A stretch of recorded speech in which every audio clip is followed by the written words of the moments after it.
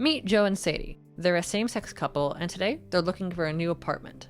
After some time, they find a nice place and ask the landlord if they can apply to be tenants.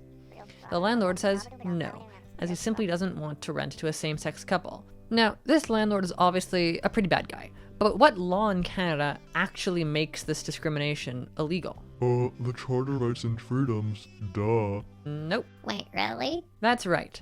The Charter of Rights and Freedoms, although super important, doesn't actually stop a landlord from discriminating against applying tenants, or prevent discrimination in a lot of areas of our society. That responsibility, in Ontario, falls to the Ontario Human Rights System, and specifically, the Ontario Human Rights Code. This may come as a shock to you, but the Charter of Rights and Freedoms only applies to your relationship with the government. Example? Okay, so let's say the Ontario government passed a law that said you're not allowed to play video games in Ontario if you're a woman. This is of course discriminatory against women, and because it's a government action, the charter would apply. Like, a court would rule that's a violation of the charter's equality provisions. But if, say, you were at an arcade, imagine that, and the arcade owner didn't let women play, then the charter wouldn't do squat. But the Ontario Human Rights Code fills this role like a foot fills a sock.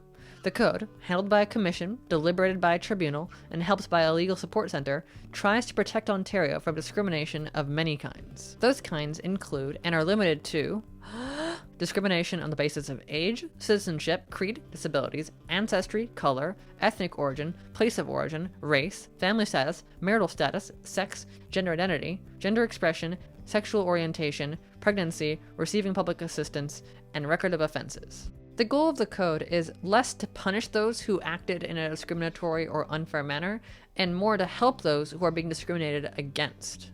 For example, if a school in Ontario isn't wheelchair accessible, the goal of the code isn't to punish the school or administration, but to make sure that school improves its accessibility so that wheelchair users can have equitable access. The Ontario Human Rights Code and its protected grounds is probably quite tangibly important to you every day. This is because the code tries to protect you from discrimination in everyday matters, like contracts or employment or vocational association and union membership, housing like we saw with Joe and Sadie, and goods and services ranging from coffee shops to interactions with the police. Meanwhile, the Charter handles big picture government-focused topics, like whether the government can legally censor you or whether a government is allowed to restrict interprovincial travel. So, put simply, both the Charter and Ontario Human Rights Code are very important.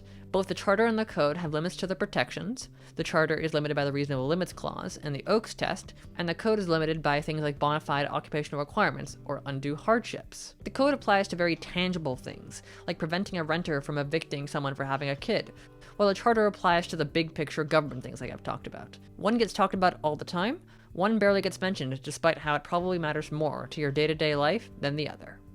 Thank you for watching. Please like, share, and subscribe for more loving videos about Canadian issues. Have a good one.